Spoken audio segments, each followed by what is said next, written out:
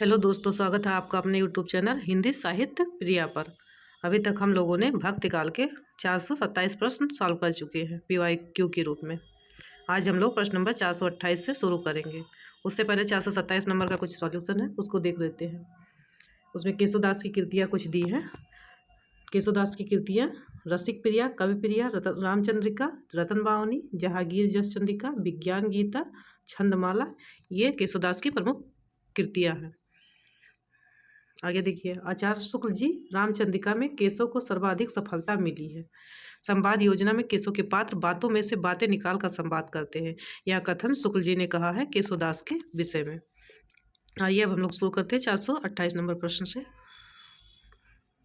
पूछा है रामचरितमानस की रचना कब प्रारंभ हुई, तो हम लोग को पता है 1631 विक्रम संवत में। सी ऑप्शन आपका सही हो जाएगा। रामनवमी मंगलवार के दिन शुरू हुआ था।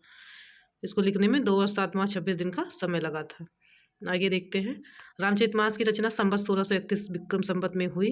तुलसीदास की रचनाओं का संक्षिप्त परिचय दिया गया है। तुलसीदास की जो रचनाएं हैं उसका परिचय: वैराग्य संदीपनी इनका मुक्तक है, ब्रजभाषा में लिखा गया है। रामचरितमानस प्रबंध महाकाव्य है, अवधी भाषा में लिखा गया है। कृष्ण गीतावली गीत काव्य है, ब्रजभाषा में लिखा गया है। विनय पत्रिका गीत काव्य ब्रजभाषा में। कवितावाली मुक्तक है, ब्रजभाषा में लिखा गया है। दोहावाली भी मुक्तक है, ब्रजभाषा में लिखा गया ग्रंथ है इनके। आइए अगला प्रश्न देखते हैं। प्रश्न नंबर 429, तमिल भाषा में किस महाकवि ने रामायण की रचना की है? तो तमिल भाषा में कंब है। बी ऑप्शन आपका सही हो जाएगा। तमिल भाषा में कंब ने रामायण की रचना की थी। राम अवतारम या कंब रामायण अपने नाम से भी लिखे हैं। तमिल साहित्य की सर्वोत्कृष्ट कृति एवं एक बृहद ग्रंथ है। इसके रचयिता कंब यानी कवि चक्रवर्ती नाम की उपाधि से प्रसिद्ध है। यानी कंब को उपाधि मिली थी कवि चक्रवर्ती का। प्रश्न नंबर 430, आलवार भक्त किसको कहा जाता है? तो आलवार भक्त कहा जाता है वैष्णव को। बी ऑप्शन हमारा सही हो जाएगा। वैष्णव भक्तों को आलवार भक्त कहा जाता है। आलवार वैष्णव भक्त थे। इनकी संख्या 12 है, जिसमें आंडाल स्त्री है। नयनार शैव भक्त थे, भगवान शिव के उपासक थे। इनकी कुल संख्या 63 है। यानी नयनार जो थे वो शैव मतलब भगवान शिव के उपासक थे, शैव भक्त थे, और इनकी कुल संख्या 63 है। अभी तक हमने पढ़ा था नाथों की संख्या 9 है, सिद्धों की संख्या 84 है, अलवारों की संख्या 12, और यहाँ एक पॉइंट और जुड़ गया है, नयनार जो भक्त है वो 63 है। प्रश्न नंबर अगला देखते हैं 431, भक्तमाल की रचना किसने की है? तो भक्तमाल की रचना नाभादास जी ने की है। डी ऑप्शन आपका सही हो जाएगा। नाभादास के गुरु का नाम था अग्रदास। देख लीजिए, भक्तमाल की रचना नाभादास ने की है। भक्तकालीन कवियों में स्वामी अग्रदास के शिष्य नाभादास का विशिष्ट स्थान प्राप्त था। यानी अगर नाभादास के गुरु का नाम पूछा जाए तो अग्रदास था। नाभादास की 3 कृतियाँ उपलब्ध होती हैं। कौन कौन से हैं? भक्तमाल, अष्टयाम एवं राम भक्त संबंधित अस्फुट पद्य। ये सब नाभादास की रचनाएं हैं। वल्लभाचार्य की कुछ रचनाएं देखते हैं। यमुनाष्टक है, बालबोध है, सिद्धांत रहस्य, सेवाफल, भक्तिवर्धनी आदि है। गोकुलनाथ की रचनाएं हैं 84 वैष्णवन की वार्ता और 252 वैष्णवन की वार्ता। ये गोकुलनाथ की रचनाएं हैं। इनकी भी 2 रचनाएं ये इंपॉर्टेंट है, मैं मिलती है। प्रश्न नंबर अगला देखते हैं। अगला प्रश्न क्या कह रहा है? 432 है प्रश्न नंबर। श्री रामचरितमानस में वक्ता और श्रोता के कितने युग्म हैं? यानी कितने वक्ता हैं और कितने श्रोता है? तो 4 हैं। डी ऑप्शन हमारा सही हो जाएगा। 4 वक्ता और श्रोता है। देख लीजिए, इसको भी पूछता है। पहले हैं शिव पार्वती जी, दूसरे हैं काक भुसुंडी और गरुड़, तीसरे हैं याज्ञवल्क और भारद्वाज, चौथे हैं तुलसीदास और संत समाज। यानी शिव ने सुनाया तो पार्वती श्रोता बनी, काक भुसुंडी वक्ता बने तो गरुड़ श्रोता, याज्ञवल्क वक्ता बने तो भारद्वाज श्रोता, और तुलसीदास जी वक्ता बने तो संत समाज श्रोता बना। अगला प्रश्न देख लीजिए 433 नंबर। यह कथन किसका है कि बुद्ध देव के बाद भारत में सबसे बड़े लोकनायक तुलसीदास हैं? ये असाधारण प्रतिभा को लेकर उत्पन्न हुए हैं।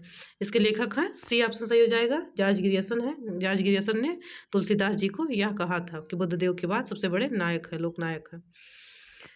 बुद्ध देव के बाद भारत के सबसे बड़े लोकनायक तुलसीदास हैं। यह असाधारण प्रतिभा लेकर उत्पन्न हुए हैं। तुलसीदास के संबंध में यह कथन जॉर्ज ग्रियर्सन का है। तुलसीदास के संबंध में कुछ अन्य महत्वपूर्ण विचार हैं। नाभादास ने तुलसीदास को कलकाल का वाल्मीकि कहा है। स्मिथ ने कहा है मुगल काल का सबसे महान व्यक्ति। और रामचंद्र शुक्ल ने क्या कहा है? यह एक कवि ही हिंदी को प्रौढ़ साहित्यिक भाषा सिद्ध करने के लिए काफ़ी है। रामचंद्र शुक्ल भक्त काल में तुलसीदास के ही इर्द गिर्द अपनी सारी भूमिका बनाते हैं। अगला प्रश्न है 434 नंबर। पुरते निक्सी रघुवीर बधु धर धीर दय मग में डगदवे।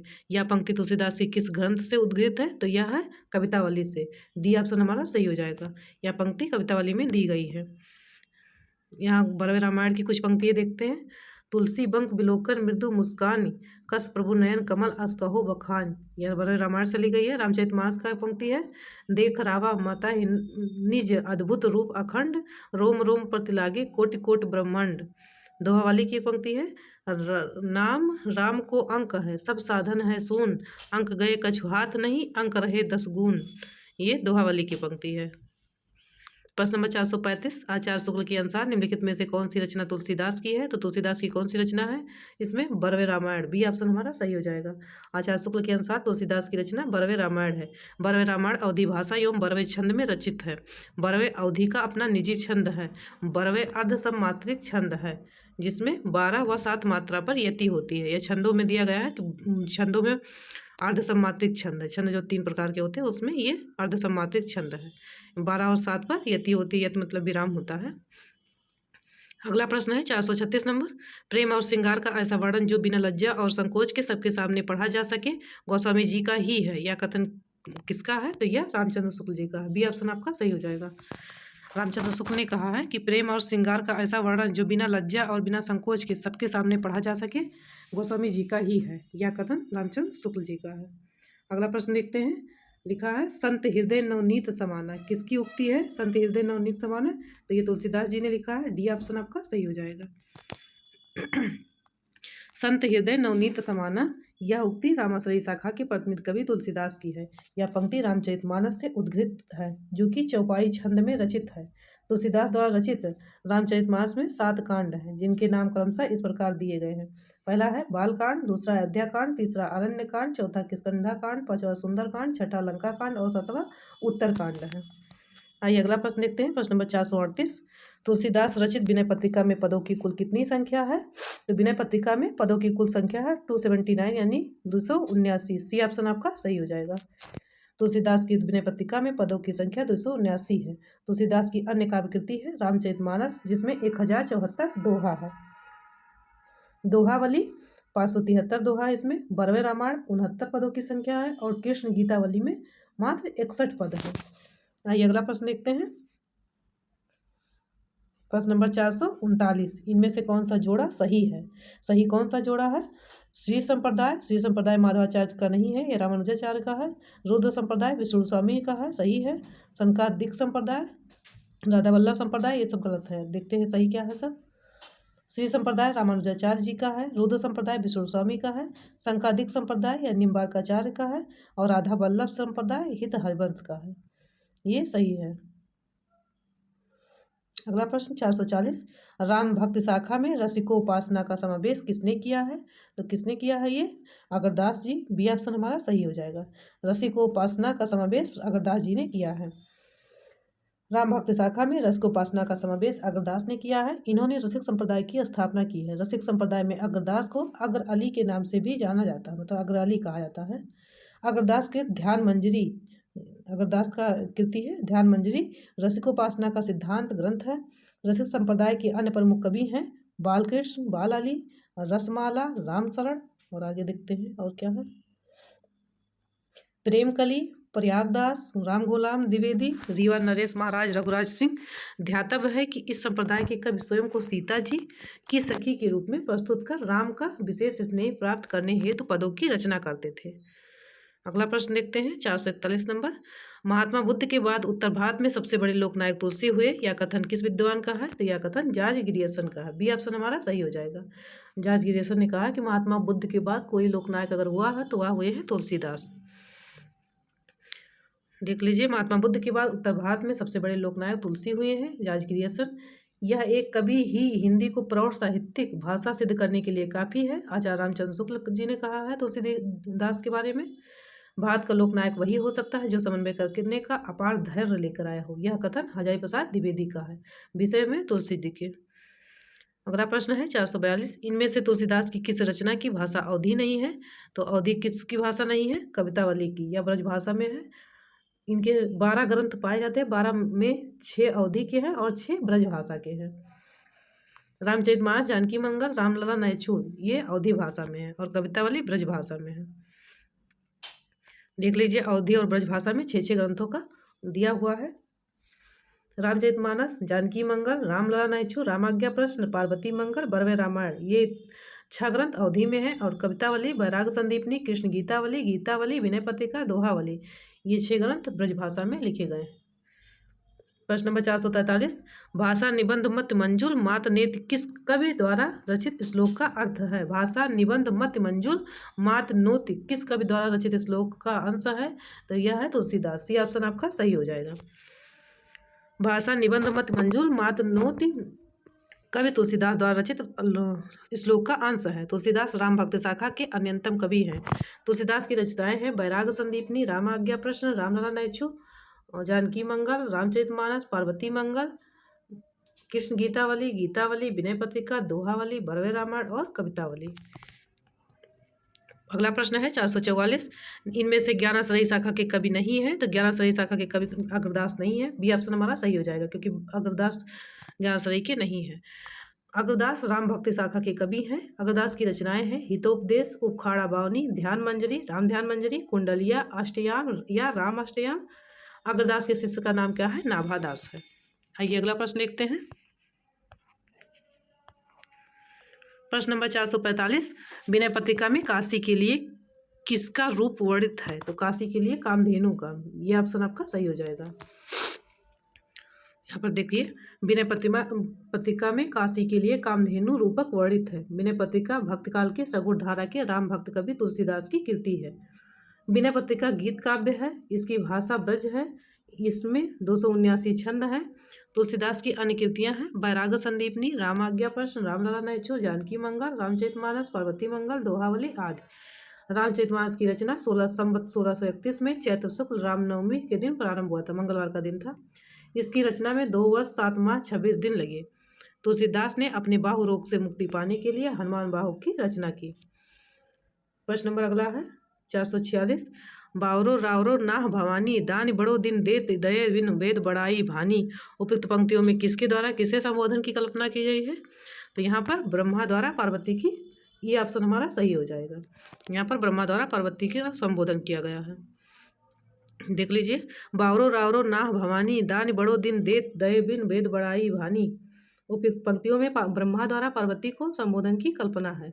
उपयुक्त पंक्ति तुलसीदास जी द्वारा रचित उनके ग्रंथ विनय पत्रिका से उद्धृत है।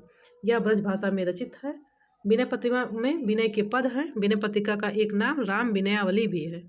विनय पत्रिका में 21 रागों का प्रयोग हुआ है। इसका प्रमुख रस क्या है? शांत रस है, क्योंकि विनय किया गया है। इसमें पदों की संख्या 279 है। तुलसीदास जी के अन्य प्रमुख ग्रंथ हैं रामचरितमानस, गीतावली, दोहावली, बरवे रामायण, कवितावली, पार्वती मंगल आदि। रामचरितमानस और कवितावली में गोस्वामी जी ने कलकाल का वर्णन किया है। आइए प्रश्न नंबर 447, मांगत तुलसीदास कर जोरे बसह राम से मानस मोरे। उपयुक्त पंक्ति में किससे याचना की गई है? तो ये ऑप्शन सही हो जाएगा गणेश जी से। ये ऑप्शन हमारा सही हो जाएगा, गणेश जी से याचना की गई है। मागत तुलसीदास कर जोरे बसह राम से मानस मोरे पंक्ति में गोस्वामी तुलसीदास जी गणेश से याचना कर रहे हैं। यह पंक्ति तुलसीदास के विनय पत्रिका से है, जिसमें वह गणेश की स्तुति करते हैं। तुलसी जी की 12 प्रमाणिक रचनाएं मानी जाती है जो निम्नलिखित है। नंबर 1 बैराग संदीपनी, रामाज्ञा प्रश्न, रामलला, नैछुर, जानकी मंगल, रामचरितमानस, पार्वती मंगल, कृष्ण गीतावली, गीतावली, विनय पत्रिका, दोहावली, बरवे रामायण और कवितावली। नाभादास ने तुलसीदास को कलकाल का वाल्मीकि कहा है। प्रश्न नंबर 448, केलाग ने तुलसी की भाषा को क्या कहा है? तो केलाग ने तुलसी की भाषा को पुरानी वैश्वाड़ी कहा है। ये ऑप्शन हमारा सही हो जाएगा। इन्होंने पुरानी वैश्वाड़ी कहा है। केलाग ने तुलसी की भाषा को पुरानी वैश्वाड़ी कहा है। केलाग ने पुरानी वैश्वाड़ी कहा है, वह वस्तुतः पुरानी अवधी है। कुछ लोग वैश्वाड़ी के अंतर्गत अवधी और बघेली दोनों को रखते हैं। प्रश्न नंबर 449, को निरप हो हमें कहानी चेर छाड़ अब होब की रानी। रामचरितमानस में प्रस्तुत पंक्तियां किसके द्वारा कही गई हैं? तो यह पंक्तियां मंथरा के द्वारा कही गई हैं। यह ऑप्शन आपका सही हो है। देखिए, रामचरितमानस में प्रस्तुत पंक्तियां मंथरा द्वारा कही गई हैं। उपयुक्त पंक्ति में मंथरा कहती है कि कोई भी राजा बने, अर्थात राम या भरत, मुझे तो कोई फर्क नहीं पड़ता, क्योंकि मैं तो दासी की दासी ही रहूंगी। तो ये पंक्ति मंथरा की है। प्रश्न नंबर 450, जो हो मातु मते म होई हो, तो जननी जग में या मुक्की कहाँ कालिमा धोई हो। उपयुक्त का पंक्ति की भाषा क्या है? तो उपयुक्त काव्य पंक्ति की भाषा है ब्रज भाषा। सी ऑप्शन आपका सही हो जाएगा। देख लीजिए, उपयुक्त पंक्तियों की भाषा ब्रजभाषा है। ये पंक्ति गोस्वामी तुलसीदास की गीतावली से है। इन पंक्तियों में कौशल्या के सामने भरत आत्मग्लान की व्यंजना करते हैं। प्रश्न नंबर 451, रामचरितमानस की रचना में कुल कितना समय लगा था? तो रामचरितमानस में 2 वर्ष 7 महीने 26 दिन लगा था। डी ऑप्शन हमारा सही हो जाएगा। रामचरितमानस की रचना करने में गोस्वामी तुलसीदास को 2 वर्ष 7 महीने का समय लगा। रामचरितमानस की रचना संवत 1631 ईस्वी में 1631 में चैत्र शुक्ल रामनवमी मंगलवार को प्रारंभ हुई। इसकी रचना में कुल 2 वर्ष 7 माह और 26 दिन लगे थे। प्रश्न नंबर 452, सीता त्रिजटा संवाद रामचरितमानस के किस कांड में वर्णित है? तो यह है सुंदर कांड में। बी ऑप्शन आपका सही हो जाएगा, क्योंकि सीता और त्रिजटा संवाद सुंदर कांड में लिखा गया है। सीता त्रिजटा संवाद रामचरितमानस के सुंदरकांड में वर्णित है। सुंदरकांड में जो दो महत्वपूर्ण घटना है वो है लंका दहन और राम सेतु होना। ध्यातव्य है कि रामचरितमानस में कुल 7 कांड हैं: बालकांड, अयोध्या कांड, अरण्य कांड, किष्किंधा कांड, सुंदरकांड, लंका कांड और उत्तरकांड। अगला प्रश्न देखिए, प्रश्न 453 है, गीतावली की भाषा क्या है? तो गीतावली की भाषा क्या है? ब्रजभाषा। बी ऑप्शन हमारा सही हो जाएगा। गीतावली की भाषा ब्रजभाषा है। बी ऑप्शन सही हो जाएगा। आइए देखते हैं आगे। गीतावली की भाषा ब्रजभाषा है। यह गोस्वामी तुलसीदास द्वारा रचित ग्रंथ है। गोस्वामी जी का अवधी एवं ब्रजभाषा पर समान अधिकार था, क्योंकि 6 बराबर मतलब रचनाएं की हैं। रामचरितमानस की भाषा अवधी है, जबकि इनके द्वारा रचित ब्रजभाषा की रचनाएं गीतावली, कृष्ण गीतावली, विनय पत्रिका, दोहावली और कवितावली है। ये सब ब्रजभाषा में है। प्रश्न नंबर 454, शुक्ल जी की दुर्बलता यह थी कि वह भारत के हर कवि को तुलसी की कसौटी पर और हर पात्र को राम के आदर्श पर कसकर ही स्वीकार करते थे। यह कथन किसका है? तो यह कथन है डॉक्टर गणपत चंद्र गुप्त जी का। सी ऑप्शन हमारा सही हो जाएगा। शुक्ल जी की दुर्बलता यह थी कि वो भारत के हर कवि को तुलसी की कसौटी पर और हर पात्र को राम के आदर्श पर कसकर स्वीकार करते थे। यह कथन डॉक्टर गणपत चंद्र गुप्त का है। डॉक्टर गणपत चंद्र गुप्त ने हिंदी साहित्य का वैज्ञानिक इतिहास 2 भागों में 1965 में प्रकाशित कराया है। अगला प्रश्न देखते हैं, 455, रामचरितमानस में कितने कांड हैं या सोपान है? तो अभी तक 7 कांड हैं। 7 के नाम आप लोग को याद होंगे। सी ऑप्शन सही हो जाएगा। प्रश्न नंबर 456, निम्नलिखित में कौन सा तुलसीदास की रचना नहीं है? तो तुलसीदास की कौन सी रचना है? भरवे रामायण, राम आज्ञा प्रश्न है, रामचरितमानस है, रामचंद्रिका केशवदास की रचना है। तो सी ऑप्शन सही हो जाएगा। रामचंद्रिका नहीं है, रामचंद्रिका केशवदास की रचना है। यहाँ देख लीजिए, रामचंद्रिका केशवदास की रचना है। तुलसीदास एवं केशवदास की रचनाएं निम्न दी गई हैं। तुलसीदास की है वैराग संदीपनी, रामाज्ञा प्रश्न, रामलला नायचू, जानकी मंगल, पार्वती मंगल, रामचरितमानस, पार्वती मंगल, कृष्ण गीतावली, गीतावली, विनय पत्रिका, दोहावली, भरवे रामायण और कवितावली। केशवदास की रचना है रसिक प्रिया, रामचंद्रिका, कवि प्रिया, रतन बावनी, वीर सिंह देवचरित, विज्ञान गीता, जागीर जसचंद्रिका, नक्सिक और छंदमाल। ये रचनाएं हैं केशवदास की।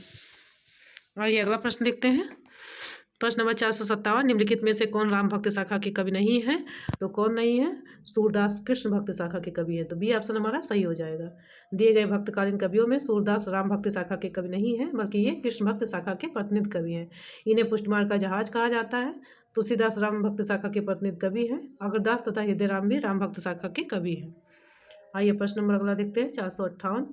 प्रश्न नंबर 458 क्या कह रहा है? कृष्ण गीतावली के रचयिता कौन है? तो तुलसीदास जी हैं। ये ऑप्शन हमारा सही हो जाएगा। कृष्ण गीतावली के रचयिता तुलसीदास जी हैं। तुलसीदास रामाश्रयी शाखा के कवि हैं। इनकी अन्य रचनाएं इस प्रकार है: वैराग संदीपनी, रामाज्ञा प्रश्न, रामलला नायचू, जानकी मंगल, रामचरितमानस, पार्वती मंगल, गीतावली, विनय पत्रिका, दोहावली, भरवे रामायण और कवितावली। ये इनकी रचनाएं हैं। प्रश्न नंबर 459, केशव को कठिन काव्य का प्रेत किसने कहा? तो केशव को कठिन काव्य का प्रेत नगेंद्र ने कहा था। डी ऑप्शन हमारा सही हो जाएगा। आइए देखते हैं, केशव को कठिन काव्य का प्रेत किसने कहा था? तो यह रामचंद्र शुक्ल ने कहा था। सी ऑप्शन हमारा सही हो जाएगा। केशव को कठिन काव्य का प्रेत रामचंद्र शुक्ल ने कहा था। आचार्य विश्वनाथ प्रसाद मिश्र, डॉक्टर नगेंद्र और गणपत चंद्र गुप्त आदि विद्वानों ने केशवदास को हिंदी में रीत काव्य का प्रवर्तक माना है। जो नगेंद्र हैं ये रीत काव्य का प्रवर्तक केशवदास को मानते हैं, जबकि रामचंद्र शुक्ल केशवदास का रीत काव्य का प्रवर्तक चिंतामणि से माने हैं। केशवदास की रचनाएं हैं रसिक प्रिया, रामचंद्रिका, कविप्रिया, रतन बावनी, वीर सिंह देवचरित, विज्ञान गीता, जागीर जसचंद्रिका, नक्सिक, छंदमाल आदि।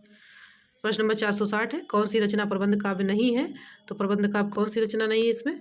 डी ऑप्शन हो जाएगा, विनय पत्रिका नहीं है। रामचरितमानस, पद्मावत, कामायनी तीनों प्रबंध काव्य हैं। रामचरितमानस तुलसीदास का है, पद्मावत मलिक मोहम्मद जायसी का है, कामायनी जयशंकर प्रसाद का है और विनय पत्रिका तुलसीदास की रचना है। प्रश्न नंबर 461, अहिंसावाद और प्रपत्तिवाद किस संप्रदाय की देन है? तो अहिंसावाद और प्रपत्तिवाद किस संप्रदाय की देन है? वैष्णव संप्रदाय की। सी ऑप्शन आपका सही हो जाएगा, ये वैष्णव संप्रदाय की देन है। प्रश्न नंबर 462, विनय पत्रिका की भाषा कौन सी है? तो विनय पत्रिका की भाषा ब्रज भाषा है, ये ऑप्शन आपका सही हो जाएगा। विनय पत्रिका की भाषा ब्रज भाषा है। इसे राम गीतावली या विनयावली भी कहते हैं। यह गीत काव्य है, इसमें विभिन्न राग रागनियों का प्रयोग है, प्रधान रस शांत है। इसे तुलसीदास ने काशी में लिखा। इसे भक्तों के गले का कंठहार भी कहते हैं। प्रश्न नंबर अगला देखते हैं। प्रश्न नंबर 463 है, नीचे दी गई रचनाओं के आधार पर उत्तर दीजिए। दोहावली, हनुमान नाटक, राम ध्यान मंजरी, वैराग्य संदीपनी किस विकल्प में सभी रचनाएं तुलसीदास कृत नहीं है? तो तुलसीदास की रचना हो गई दोहावली और वैराग्य संदीपनी, यानी सेकंड और थर्ड ये तुलसीदास की रचना नहीं है। तो किस ऑप्शन में? बी ऑप्शन में। बी ऑप्शन आपका सही हो जाएगा। हनुमान नाटक हृदय राम की रचना है और राम ध्यान मंजरी अग्रदास की रचना है। ये तुलसीदास की रचनाओं का समूह नहीं है। तुलसीदास की रचना है वैराग्य संदीपनी और दोहावली। प्रश्न नंबर 464, तुलसीदास की कौन सी रचना ब्रज भाषा में है? तो ये ऑप्शन सही हो जाएगा, गीतावली रचना ब्रज भाषा में है। प्रश्न नंबर 465, अगुनय सगुनय नहीं कुछ भेदा उक्ति है, तो यह है तुलसीदास की। ये ऑप्शन आपका सही हो जाएगा। तुलसीदास ने कहा है अगुनय सगुनय नहीं कुछ भेदा, उक्ति तुलसीदास की है। गोस्वामी तुलसीदास राम भक्त शाखा के प्रतिनिधि कवि हैं। उक्त पंक्ति में तुलसीदास के समन्वयवादी दृष्टि का परिचय मिलता है। अजय प्रसाद द्विवेदी ने इनके विषय में कहा कि भारतवर्ष का लोकनायक वही हो सकता है जो समन्वय करने का अपार धैर्य लेकर आया हो। ग्रियर्सन ने इन्हें बुद्धदेव के बाद सबसे बड़ा लोकनायक मानते हैं तुलसीदास जी को। प्रश्न नंबर 466, साहित्य को सुरसर सम सबका हितकारी घोषित किया गया है। डी ऑप्शन सही हो जाएगा, तुलसीदास ने। साहित्य को सुरसर सम सबका हितकारी गोस्वामी तुलसीदास ने घोषित किया है। गोस्वामी तुलसीदास ने अपने प्रसिद्ध कृति रामचरितमानस के बालकांड में स्पष्ट लिखा है, कीरत बेवंत भूत भल सोई, सुरसर सब सम कहाँ हित हुई। प्रश्न नंबर अगला देखते हैं। प्रश्न नंबर 467, बरवे रामायण के नामकरण का आधार है? तो बरवे रामायण में बरवे छंद है, ये ऑप्शन आपका सही हो जाएगा। इसी वजह से उसका बरवे रामायण नाम पड़ा है। बरवे रामायण के नामकरण का आधार बरवे छंद है। बरवे अर्धसमात्रिक छंद है। इसके प्रथम एवं तृतीय चरण में 12-12 मात्राएं एवं द्वितीय एवं चतुर्थ चरण में 7-7 मात्राएं होती हैं। बरवे अवधि का निजी छंद माना जाता है। बरवे का उदाहरण दृष्टव्य है, चंपक हरवा अंग मिल अधिक सुहाय, जान परे से हियरे जब को मिलाए। बरवे रामायण तुलसीदास कृत एक मुक्तक काव्य है जो 7 कांडों में विभक्त है। गोस्वामी तुलसीदास की 4 रचनाएं ऐसी है जिसमें उत्तर कांड का वर्णन है। कौन कौन सा है? रामचरितमानस, कवितावली, गीतावली और बरवे रामायण। ये 4 रचनाएं रामचंद्र शुक्ल की ऐसी है कि जिसमें उत्तरकांड मिलता है। प्रश्न अगला देख लेते हैं। 468 नंबर, तुलसीदास को लोकनायक कहने वाले थे तो हजारी प्रसाद द्विवेदी ने कहा था। सी ऑप्शन सही हो जाएगा। हजारी प्रसाद द्विवेदी ने कहा था समन्वय का विराट। हजारी प्रसाद द्विवेदी ने गोस्वामी तुलसीदास को लोकनायक कहा था। विभिन्न दृष्टियों से तुलसी का महत्व प्रतिपादित करने वाले विद्वान इस प्रकार हैं। नाभादास ने कलकाल का वाल्मीकि कहा, स्मिथ ने मुगल कल का सबसे महान व्यक्ति कहा, रामविलास शर्मा जातीय कवि कहे और अमृत लाल नागर ने तुलसीदास को मानस का हंस कहा। यानी रामचरितमानस उन्होंने लिखा था तो उसी से निकाल कर मानस का हंस कहा। प्रश्न नंबर 469, रामलला नायचू रचना की शैली है? तो अवधी गीतों की संग्रह है, ये ऑप्शन आपका सही हो जाएगा। रामलला नायचू रचना की शैली अवधी लोकगीतों की शैली है। रामलला नायचू को अधिकांश विद्वान तुलसीदास की प्रथम कृति मानते हैं। यह एक प्रबंध काव्य है जिसकी रचना ठेठ अवधी के सोहर छंद में हुई है। प्रश्न नंबर 470, विनय पत्रिका के बारे में कौन सा कथन सही नहीं है? तो इसमें कुल 270 पद है, ये सही नहीं है क्योंकि भी हम लोगों ने पढ़ा 279 पद है। इसमें सर्वप्रथम गणेश जी की वंदना की गई है, सही है। या ब्रज भाषा में लिखा गया है, यह भी सही है। इसकी गणना आत्मनिवेदन परक गीत काव्य पर की जाती है, यह भी सही है। प्रश्न नंबर 471, निम्नलिखित में से कौन सी रचना तुलसीदास द्वारा रचित नहीं है? तो तुलसीदास की बरवे रामायण, ध्यान मंजरी, कृष्ण गीतावली और कवित्त रामायण। तो इसमें से ध्यान मंजरी तुलसीदास की रचना नहीं है। ध्यान मंजरी अग्रदास की रचना है। बरवे रामायण, कवित्त रामायण तथा कड़खत गीतावली, कृष्ण गीतावली तुलसीदास की रचना है। प्रश्न नंबर 472, तुलसीदास ने कलयुग का वर्णन कवितावली के किस कांड में किया है? तो उत्तरकांड है, यह ऑप्शन आपका सही हो जाएगा। तुलसीदास ने कलयुग का वर्णन कवितावली के उत्तरकांड में किया है। रामचरितमानस के उत्तरकांड में भी कलकाल का वर्णन हुआ है। कवितावली ब्रजभाषा में रचित है। इसके उत्तरकांड में काशी में स्थित तत्कालीन समय में फैली महामारी का वर्णन किया गया है। आइए अगला प्रश्न देखते हैं। प्रश्न नंबर 473 है, तुलसीदास का रामचरितमानस लिखा गया है तो दोहा चौपाई शैली, मतलब इसका शैली है। डी ऑप्शन सही हो जाएगा। तुलसीदास का रामचरितमानस दोहा चौपाई छंद में लिखा गया है। इसमें 1074 दोहे और 7 कांड हैं। यह एक प्रबंध काव्य है अवधी भाषा का। इसकी रचना संवत 1631 में चैत्र शुक्ल रामनवमी मंगलवार को शुरू हुई थी। इसकी रचना में कुल समय जो लगा था वह 2 वर्ष 7 माह 26 दिन लगा था। कवित और छप्पय पद्धति में कवितावली मुक्तकाल ब्रजभाषा में लिखा गया। अगला प्रश्न देखिए। प्रश्न नंबर 434 है, लाज ना आवत आपको दौरे आयो साथ, पंक्ति का संबंध किससे है? तो यह पंक्ति है डी ऑप्शन तुलसीदास जी से। तुलसीदास जी के बारे में यह पंक्ति लिखी गई है, देख लीजिए यहाँ। लाज ना आवत आपको दौरे आयो साथ, पंक्ति संबंध तुलसीदास से है। पत्नी रत्नावली ने पंत तुलसीदास के पति तुलसीदास होना चाहिए यहाँ, पति तुलसीदास के संबंध में इस पंक्ति को कहा है। पूरी पंक्ति इस प्रकार है, लाज न लागत आपको दौरे आयो साथ, दिख दिख ऐसे प्रेम को कहा कहो मैं नाथ, अस्त चर्म मम देह मम तामे ऐसी प्रीत, तैसी जो श्री राम मह होत न तो भवभीत। यह पंक्ति उनकी पत्नी ने कहा था, रत्नावली ने। प्रश्न नंबर अगला है 475, तुलसीदास ने किस काव्य की रचना सूरदास के अनुकरण पर की थी? तो यह गीतावली पर। यह ऑप्शन आपका सही हो जाएगा। गीतावली जो है वो सूरदास के अनुकरण पर इन्होंने किया था। तुलसीदास की ने गीतावली की रचना सूरदास के अनुकरण पर किया। यह गीता काव्य है तथा ब्रजभाषा में रचित है। प्रश्न नंबर 476, आरती कीजिए हनुमान लला की के रचयिता कौन है? तो इसके रचयिता है रामानंद। सी ऑप्शन आपका सही हो जाएगा। आरती कीजिए हनुमान लला की रचनाकार रामानंद है। रामानंद हिंदी में राम काव्य के पुरस्कारकर्ता माने जाते हैं। ये राघवानंद के शिष्य थे। अजय प्रसाद द्विवेदी ने इन्हें आकाश धर्मा गुरु कहा है। इनके द्वारा रचित प्रमुख ग्रंथ हैं वैष्णो मताब्ज भास्कर, श्री रामार्चन पद्धति, योग चिंतामणि, राम रक्षा स्रोत, आनंद भास। प्रश्न नंबर 477 है, सुंदरकांड में प्रमुख पात्र हैं। तो आपको पता है सुंदरकांड में अयोध्या कांड, वो लंका कांड है, तो इसलिए उसमें हनुमान है। ये ऑप्शन आपका सही हो जाएगा। तुलसीदास के रामचरितमानस के 5वें कांड सुंदरकांड है। प्रमुख पात्र हनुमान जी हैं। संपूर्ण सुंदरकांड में हनुमान जी की गौरवगाथा का वर्णन है। मानस के सुंदरकांड को रोग मुक्ति का कांड कहा जाता है। अगला प्रश्न देखिए 478 नंबर, रामचरितमानस की भाषा क्या है? तो आप लोगों को पता है, बी ऑप्शन सही हो जाएगा, अवधी भाषा है। रामचरितमानस की भाषा अवधी है। रामचरितमानस की भाषा अवधी है। यह गोस्वामी तुलसीदास द्वारा रचित हिंदी का श्रेष्ठ महाकाव्य है। इस महाकाव्य में मर्यादा पुरुषोत्तम भगवान श्री राम का जीवन चरित्र का वर्णन है।